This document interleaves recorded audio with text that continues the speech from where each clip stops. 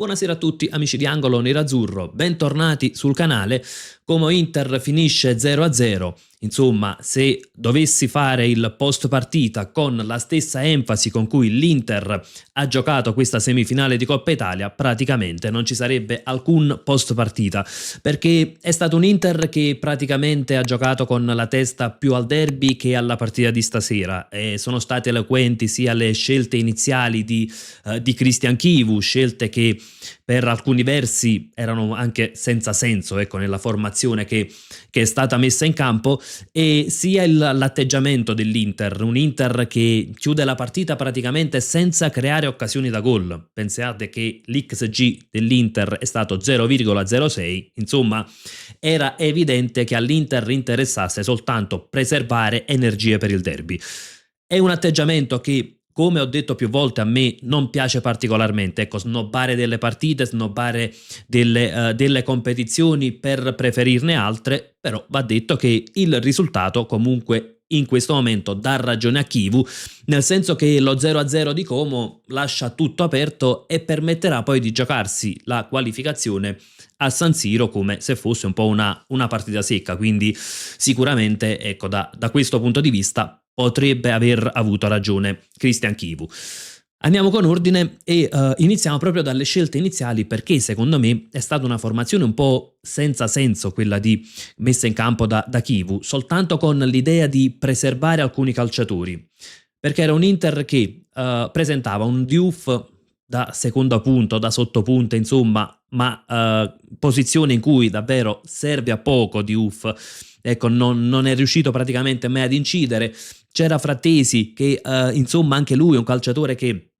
è bravissimo nelle incursioni, e su questo siamo d'accordo, però ecco, all'Inter poi mancava la qualità in costruzione, tanto è vero che più volte ha sofferto un po' il pressing del Como, ha fatto fatica a costruire, e chiaramente l'assenza contemporanea di Zielinski, Barella, Mkhitaryan si fa sentire in campo, così come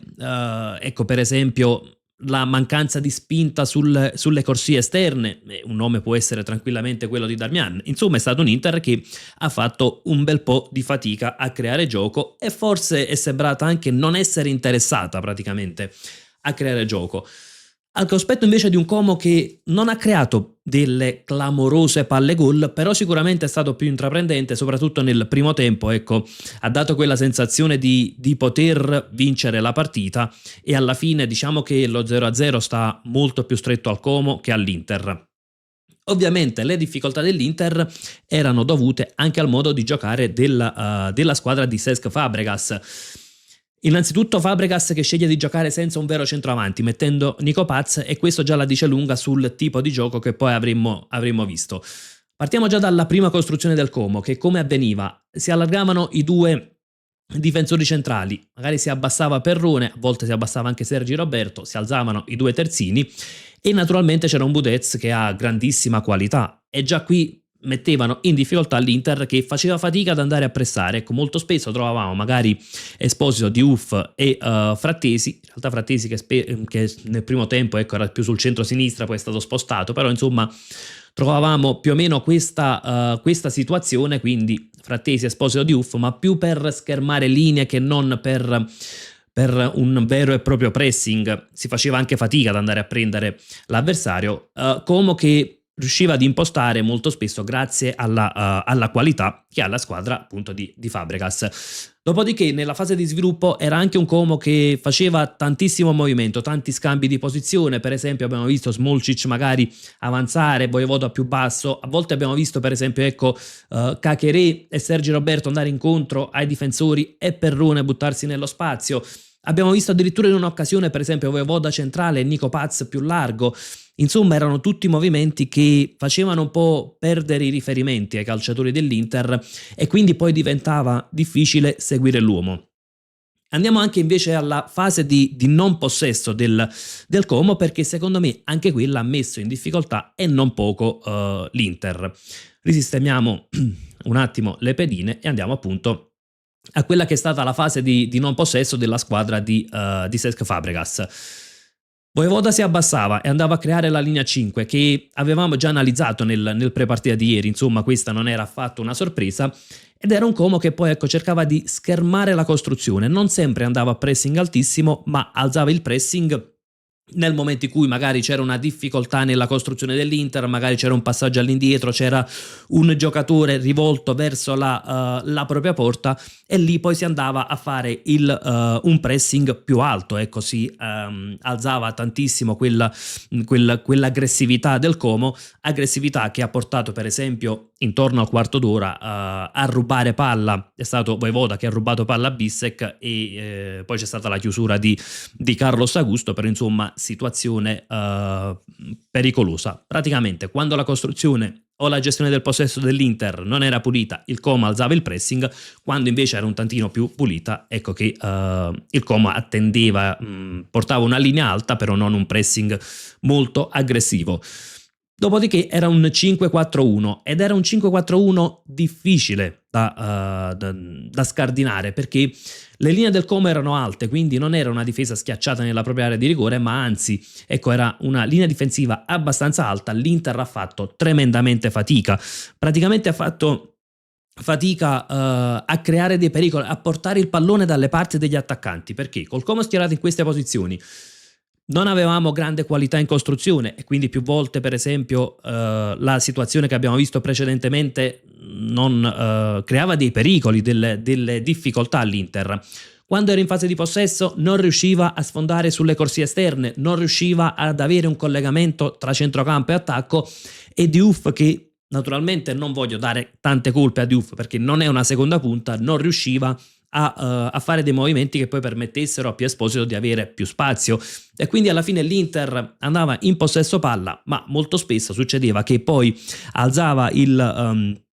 pallone e si finiva praticamente per cercare o dei lanci in profondità, molto spesso prede della difesa del Como, o delle aperture sulle corsie esterne, sempre con palle alte, ma palle difficilmente giocabili. Nel secondo tempo è stato un Inter che ha provato a cambiare qualcosina. Diciamo che si è reso conto Chivu che Esposito era troppo solo lì davanti. In realtà però è stato un secondo tempo dove è sembrato un secondo tempo di esperimenti, perché Sucic si abbassava in linea con i difensori, Bissek praticamente si alzava in posizione quasi da quinto, Darmian vicino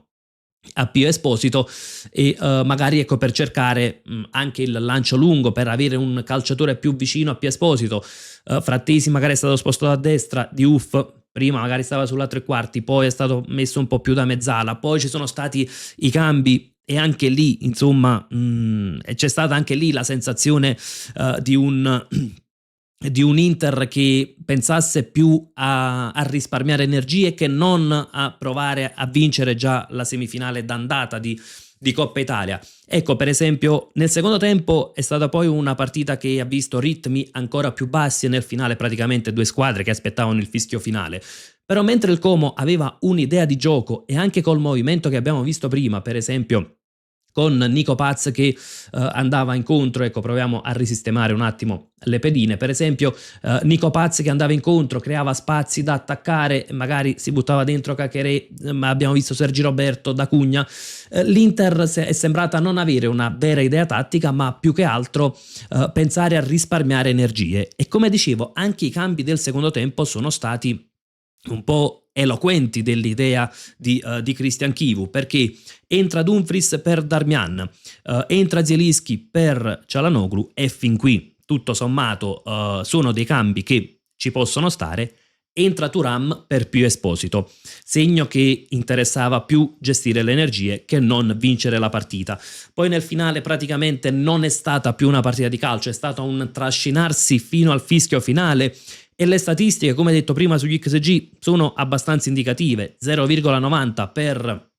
il Como che tra l'altro ha avuto un'occasionissima clamorosa con Alex Vaglie dopo una bellissima azione, tra l'altro 0,06 per l'Inter. Detto questo, chiaramente c'è poi da chiedersi la scelta è stata corretta o meno, è così che l'Inter doveva affrontare questa partita di Coppa Italia, visto che tra pochissimi giorni ci sarà il derby che potrebbe essere decisivo per le sorti della Serie A. Chiaramente la verità, nessuno di